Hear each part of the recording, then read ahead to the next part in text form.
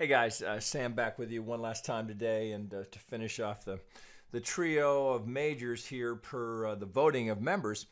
Last one we're going to look at here is Litecoin. This is Litecoin to the dollar on GDAX. So I'm still, hanging to the possibility here that we may have a two going in here. It's getting harder and harder to sustain that view, if you will, for a couple of reasons. One, now we're coming down to revisit the 786 for a second time, so still well within the normal range of a wave two. What's problematic here is the length of time of the wave two relative to the wave one. It's a little bit, beyond the normal symmetry that you might anticipate. This was really where it looked good here. When you can see we came in, we popped right into the golden zone. It looked like we had the potential for that 1-2 to be in and then off, and it just didn't happen. So one thing we have to be careful of, and we can't ignore, is the very large algo pull. So going from swing high to this pivot low, right here. All right, so you can see the first rip up here.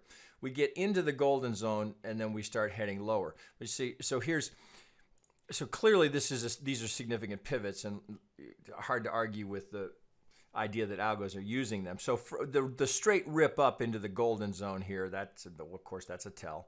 Then we roll here, we're to the 50, can't get down. Then we come, here's the 38. So we have visited every fib zone here that you might anticipate as we've continued to roll over. With the idea that we had a first going in here was based off of the idea that we had this nice clean 5 waves leading us up here. And this is where it was a bit of a heartbreaker for Litecoin, because that had all the symmetry structure into the golden zone. So it would have been from golden zone here to golden zone down here, and it just didn't happen.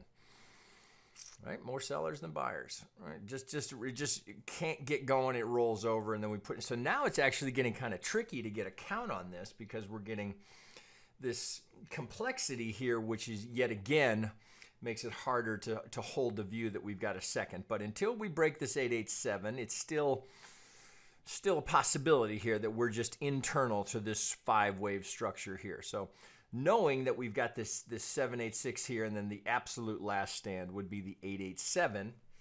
887 does, you will see it in the market. It's the square root of 786. You will see it. That's really a last stand here, and it looks like we could be heading there. But take note here from that prior swing low,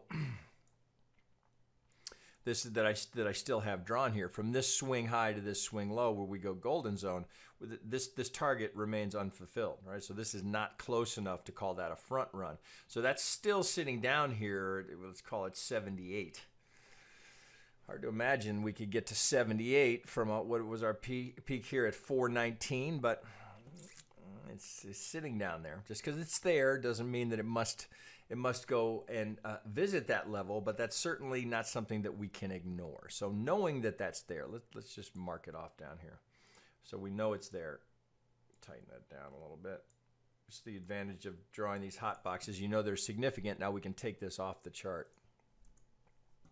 Just clear it up a little bit. So let's dig in here a little bit more through this retracement, see if we can get our arms around it. So like I said, this was the best contender. So this to have played as an ABC here, that had a problem. We took that trade and got stopped out at break even. So disappointing, but disappointing is just part of the trading experience. You prepare to be disappointed a lot. But when you were pleasantly surprised, that seems to outweigh all those disappointments, right? So that's the heart of trading, is the discipline to anticipate a lot of disappointment, but recognizing that if you maintain discipline, good money management, you approach the market with consistency, there will be payoff. There will be payoff for those times when the market follows your roadmap precisely, and you get all those opportunities to leverage those moments when you're absolutely right about what's happening in the market. So if we look here, we can see here from that swing, you can see why this looked so good. So we get our rip down in 5 here for our A, very clear 3-wave into the B. I mean, it's all set up. It's just very pretty. So here was the 1-2. At the time, it looked like we had a 1, 2, 3, 4, 5 to complete the C here. That's why that looked so good. But it doesn't happen. And of course, there were tells along the way here. So the fact that we went what could have looked like it was a 1, 2, and then we couldn't push to new highs. That was a clear tell that we were corrective and not impulsive like we would have anticipated. So, off of this, the thought was that we can move off of that first retracement and then head up for a 3, but it just doesn't happen. So down we go. So if we pick this apart now, I can see the potential here for a 1, 2. We've got to go into an extreme here for the third because of this move rolling over yet again. So can that work as a third? Well, as would be the case with any chart, we can measure it and see if it at least is in the realm of typical possibility here. So if I pull this over here for my 2, right? So you can see here we're just a couple of ticks from the 2618, which is not uncommon at all for a third. So that's an extreme, right, to go that far for a third. But you've got all of the ingredients there to support it. There's the 1, 2, the sharp move down on the 3. We get a 3 wave into our 4. We don't overlap the 1. Granted, that's deep, and the 2 and the 4 are, the disproportionate. That's not the perfect symmetry, but it plays. Down we go for the 5. So we get this little confluence zone here, and note that we tap the 2618 of what turns out to be the third here. That's literally sitting on top of the 786. So confluence. So you get a pretty good move off of that, but yet here we are rolling over yet again. So if I pull that off now and say, okay, well, given that I end up with a 4 and now I'm going down in 5, we're heading potentially now to complete this. So if I look here and I take my 2 from here, as I would with any chart, and pull here, you can see we just do a little front run at the 50, right? So clear algo activity, front run here. We go right into the Vegas wave, just gorgeous. And then now it looks like we're moving down in 5. So if that's our case, then look here what's starting to happen down here. As we build the case for a potential low down here, we get the 887 and the 236 of this 50 here, right? So the algo sell here at the 50 leads us to this negative 23.6 down here. So that's the target, right? So potentially we're lined up here to complete in 5 and set that up as potentially an area for reaction. Now we don't, we can't prognosticate that that's our hard low, but we have the potential here for at the very least a reaction to come off of there. So a reasonable place to look for an entry. Obviously, we don't want to be overly aggressive on the size here, trying to pick the low, but not a bad place for just a first bite at it. See if you can get some traction off of that, tighten the stop relatively quickly, right, as we're always prone to do, particularly when you're trying to pick a low here.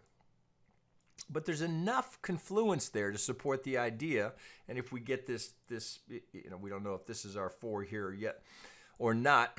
We'll go down to the 1 hour, see if we can support that idea. So from within this, so here's our 4 right here, right? So we can take this off. So here we line up. Here's a nice clean 5 waves down for a 1. There's our 2. So if I open this up a little more, that's a contender here because I can see I get a 1, 2, 3, 4, 5 within my third. So if just to show it to you, there's my 3, 4, and I get my 5 there. So of course we've got to go to a much smaller degree there. Let's go sub-micro. Okay, so there you can see it, right? So that little spike is much like we saw with Bitcoin. So we get this 1, 2, 3, 4 down for the 5. So we can measure it. So if I tighten that up, take this down. So we can measure and say, okay, does that make sense as a potential third down here? So as I would, these are the tools that we can work with. So we can take the length of the 1 projected from the 2, and if I pull this over here, where do we go? Highest probability zone for a wave 3, right here between the 1618 and the 175, and we literally land smack dab in the middle of it. So that adds credence to the idea that that's our third going in here. Now we've had this little 3 wave, shallow, albeit shallow, 4, but there's the structure that you look for. There's the 3 waves into our 4. Looks like we've got one more trip down in 5. Excuse me. So if I take this off now, on the assumption that we've established now a good 3 here. Okay, what does that tee us up for? So here's the 2. So come here and get this hot. So from my 2 to this low here, well, we know, sorry guys, so we know that the wave 4 zone, the highest probability zone, is from the 23 to the 38. If I can get that drawn correctly. So that certainly is a contender here for our 4th. Now, are we going down? So getting this also, putting the pieces together. So there's the 4th. So we've got one target right here. That's awfully shallow. So a 23, that's a pretty substantial front run. So I would give this a secondary target because it's not a true algo pull. So because it's too shallow off the 23.6. So for us as Elliott traders, we can still get our arms around that and say, okay, well, algos are likely still working off of this. So they're just short from here. So working our way down, this is where we see the higher probability zone.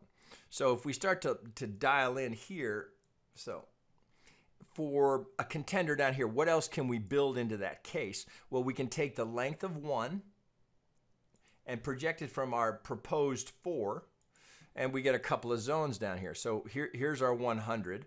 That's high probability zone for the relationship between the 1 relative to what now looks like it's going to be our 4. So that's 1.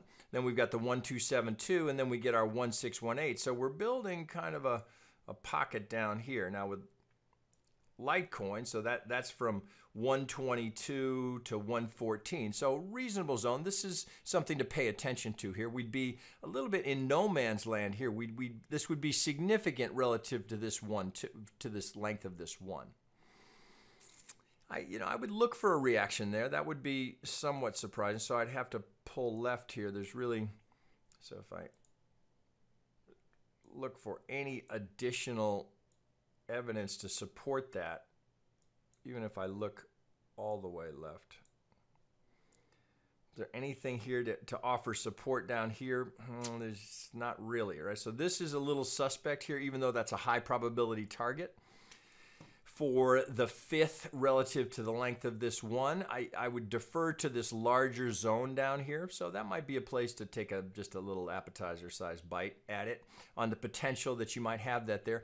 If I look here, looking for some additional geometry, if I pull the channel off, which I would typically leave that on, but here, so I would look down here.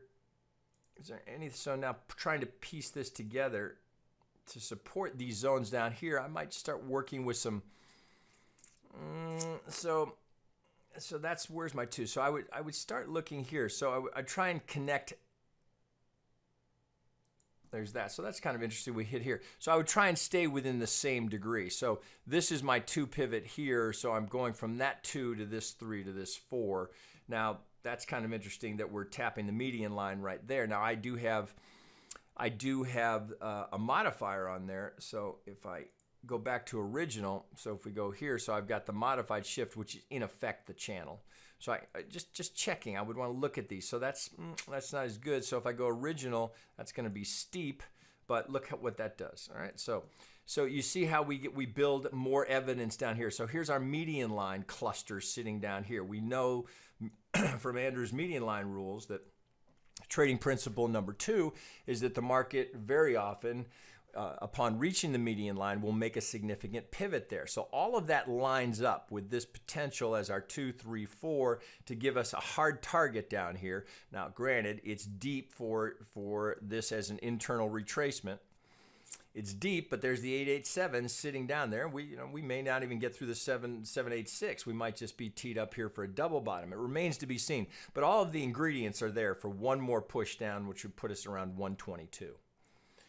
So that's reasonable target. So that's kind of the process that I always go through. If you watch my videos, it's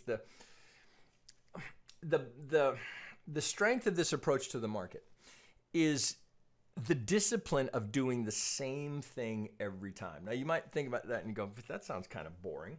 Well, you could probably make that argument that it's a boring way to approach the market. But do you want to make money or do you want excitement? You got to decide what you're in for. And a lot of people, whether they know it or not, they want the action. If you're here to make money and you're willing to be disciplined and be maniacal about your money management, well, here's an approach that I can promise you, after 20 years of doing this, will give you all of the right ingredients. That's keep you out of bad trades, keep you from over trading, keep you from taking too much risk, because the rule set in Elliott Wave will keep you disciplined if you're willing to follow them. Very simple. It's not so much about the prognosticating. Is that the word? Prognostication. The prognostic, one of those words is right, ability of Elliott Wave, although that is a meaningful factor. But it's the rule set that gives you a way to organize the information. That's the benefit, right? So I've showed you many, many times that you do not need to apply Elliott Wave. You could just work off of the market geometry and the algo pulse swings. You could be just fine doing that. But the Elliott Wave gives you an opportunity to dig in. So if you've got a larger swing scenario like this that we're seeing here, it's an opportunity to get in and trade with precision based on that rule set. Right? And again, as I will use as a segue to end the video here, I would certainly be alarming down here. I would want to know when we got to that 100. So that's 128. So I'd want an alert to go off at 128 if we come down that low, just so I don't have to watch the market. And where I was going with this is that this approach, the underlying asset, it does not matter. It's the exact same thing. A chart is a chart is a chart. I don't care if we're looking at Litecoin. I don't care if we're looking at the S&P, the Dow, Apple stock, Facebook, soybeans, sugar, coffee.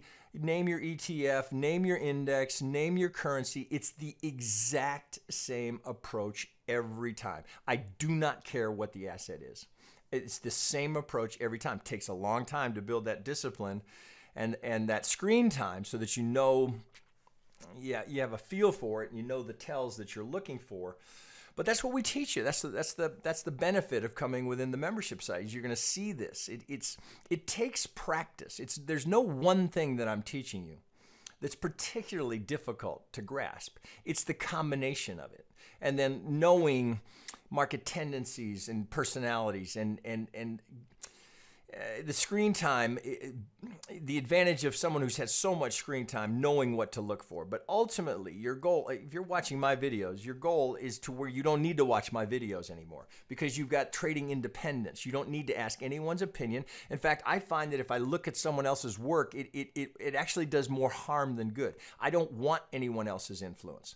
I want to see it because I know how to look at it. I want to evaluate it based on what I see, and then make my own decisions there based on my own rule set. And I'm trying to impart upon you and pass that on to you so that you understand you don't need anyone else's counsel. The goal is to reach the point of complete independence. So you know what you're looking for. You have a set of rules that you've established that fit your personality, your account size, your risk tolerance, and you're able to approach the market the same way every time. You could use golf's a good analogy, right? Where they talk about the approach to the ball. It's the exact same thing every time. That's how you build consistency. It's the same thing here. The same approach every time. The underlying, what chart you're looking at, totally irrelevant. Don't believe me? Well, that's my segue to invite you to come look at our other channel. So we have it running now, and I'm going to be, shamelessly plugging it for a while here as we get it established. But that's at TradeDevils, plural.com, TradeDevils, right? So TradeDevils, the one you're watching now, that's just cryptocurrency. TradeDevils, plural, that's how we've decided to differentiate it. Because it's plural, we're looking at multiple markets there. So we're looking at equities, futures, forex, more traditional asset classes. So I encourage you to have a look at that. If you're interested in taking this approach and applying it to other asset classes, you will find it's the exact same thing done the exact same way. I'll let you draw your own conclusions as to whether or not that could serve you. All right? You want to learn how to do this? Come on over to TradeDevils.com and we'll take care of you. Okay, guys, that's it for today.